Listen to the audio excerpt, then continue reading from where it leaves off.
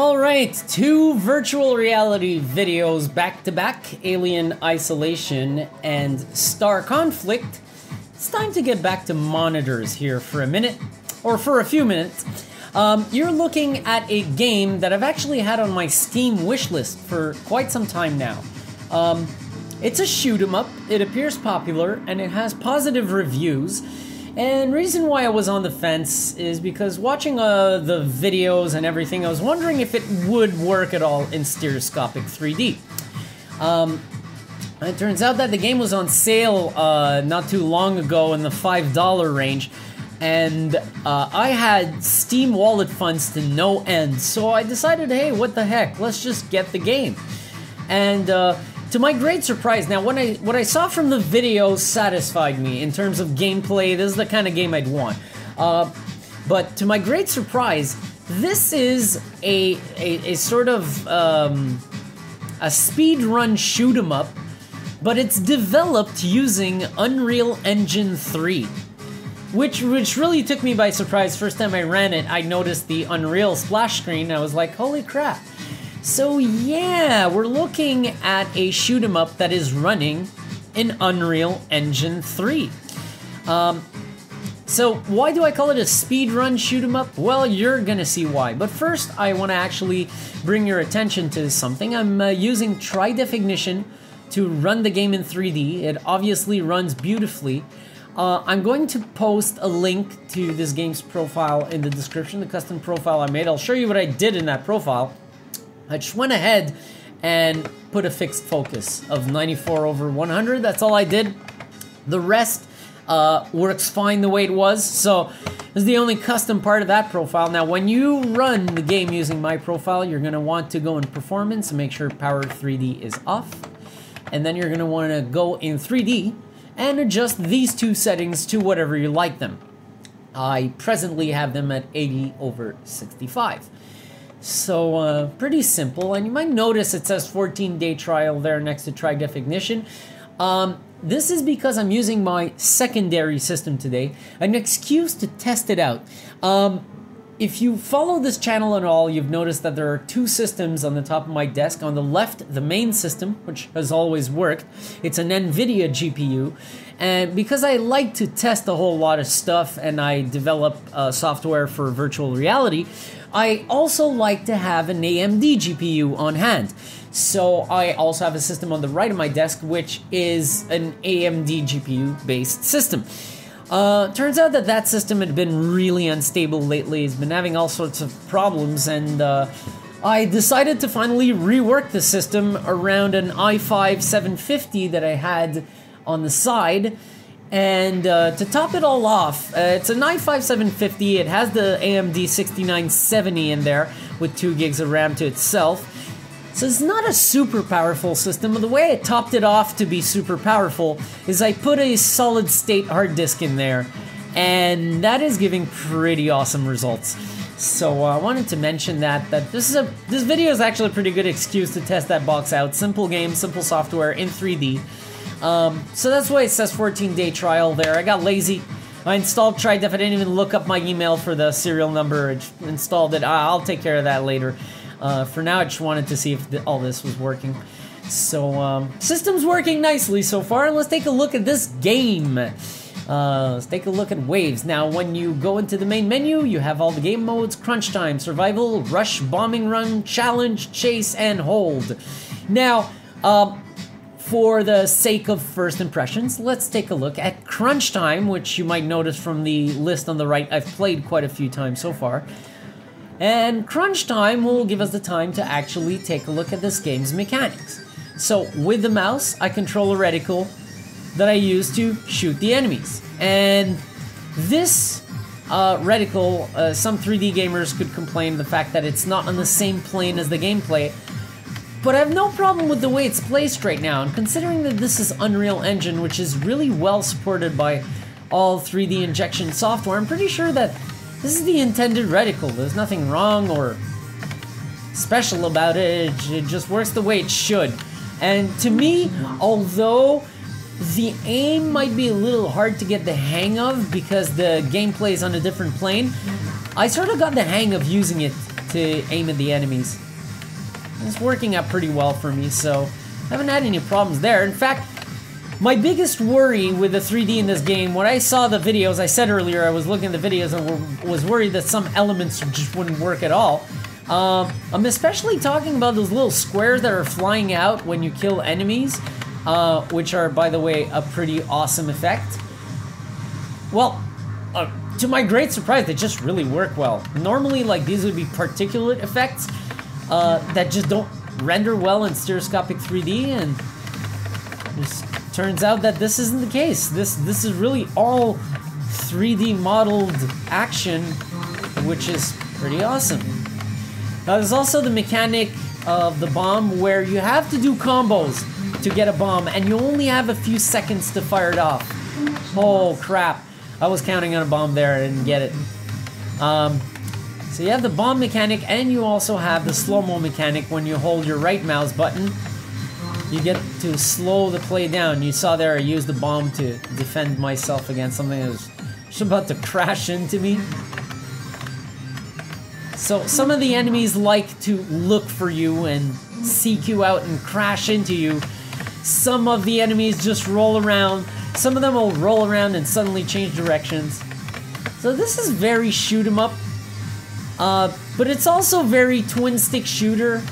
And of course it's got that speedrun element to it. As you'll see, all the game modes are pretty much a type of speedrun. One downside I'd say about that approach is that the game lacks that traditional model, where you basically go through different looking levels, kill bosses, and progress, you know, through different worlds. That part's missing from this game. So this is really why I like to refer to it as more of a speedrun type thing, where you got this cylindrical arena with those effects in the background. That's pretty much always the same. It fades from color to color. You know, nothing very special, but it is a lot of fun nonetheless. And for the price this game costs, it is justified to have the content go like this. Like, I mean, if they'd given us a set of levels and bosses and all that stuff, it would have been a huge extra and a huge welcome, but it's not necessary. So I've played a few of these modes. I actually gave a look at them one by one. I didn't want to rush this title before we take a look at the rush mode. Yeah, please don't slap me digitally for that terrible pun. Speaking of puns, there's something about this game. I was looking at my Steam account, and you know, normally when I buy an indie shoot 'em up, I don't tend to see the game being played by friends. I'm normally the only one in my list to own it. Well, it turns out that this one, there's at least 4 of my friends who own this game, and 3 of them are on the scoreboard. So it looks like this little game has already made waves through the gaming community, which is pretty cool. I mean, it is a really, really good game. It's fun, it's challenging. As you see, like, right now my reflexes are nowhere near where they should be to play this game. My scores were way better the other day. And I gotta up my game here a little bit to improve the quality of this first impressions video. And that's what I'm trying to do right now. Getting those time extensions. This is what you gotta do in rush mode. You get time extensions. When you die, you lose time, and the more you die, the more time you lose. So there's really no tolerance for death. Damn it. Oh, damn it. Alright, so there goes my life. Not my life, but my time, I mean. So when you lose a life, you lose, I think the first life you lose 1 second, then you lose 10 seconds. Then I think it just goes nuts. I mean, the time is just insanely depleted after that. I'm trying to keep a strategy going. Now, the hard part is getting near those blocks to hit them in repetition in order to get yourself the capability of firing some bombs. So this is where I often find myself at the wrong spot at the wrong time, where I'm actually trying to You know, I'm relying on the presence of a bomb in the pack. Like this. Like I did right there. That was actually really well done. But it doesn't always work. Sometimes you just crash into the blocks. Right now I wanted to go for my level up and I crashed into an enemy. So no crashing into the enemies. No getting shot by enemies. Most of them actually do try to crash into you. I haven't seen any projectiles yet. Damn it. So yeah, now I'm low on time because I keep dying. There we go. Let's get a few blocks here. Let's try. Game over. Alright, let's get back to the main menu. My scores are really abysmal right now, but you'll see on the leaderboard that I've actually given a full-hearted run to this. This is actually a mode that went really well while I was testing it. I really do enjoy this mode. You have to pass over the green area, and then over the red area.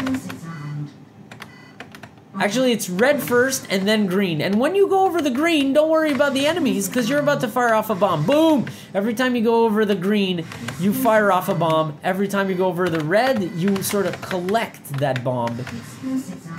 Alright. Boom!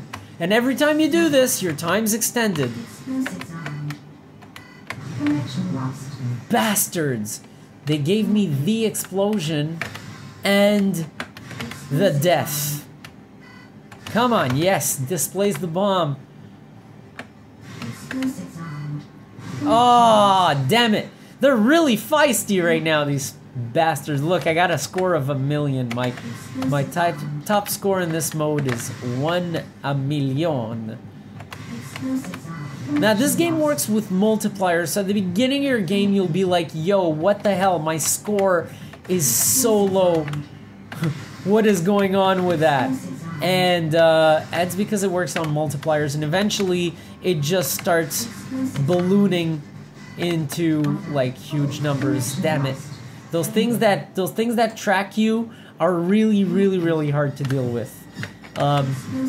You can get lucky. There appears to be a randomizer in the way the enemies are laid out. Some runs are definitely going to be easier than others, but it's always challenging. Like, this thing doesn't give any freebies. Like, not at all. In fact, the good runs I've had, it takes a lot of luck. I mean, it really does take a lot of luck. Alright, I'm doing a little better than last time. Let's push these guys away. Every time you pass over one of these areas, you're actually pushing the enemies away.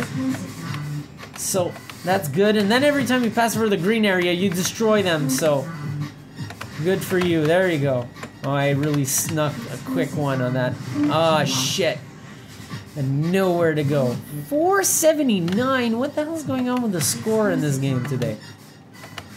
Yeah, I have no idea how I got to a freaking million that quickly. Because the run I have right now feels like the run I had last time, where I got that million there, so I have no idea why I'm not seeing higher scores. But now, right now, I can actually see the multipliers rising, so that's... Oh, damn it! That's what's important. I do have the slow motion in this mode, so I should actually be more careful about that. Right. Bang. There we go. Smooth, smooth. Alright. Smooth, smooth. Drive that little fucker down.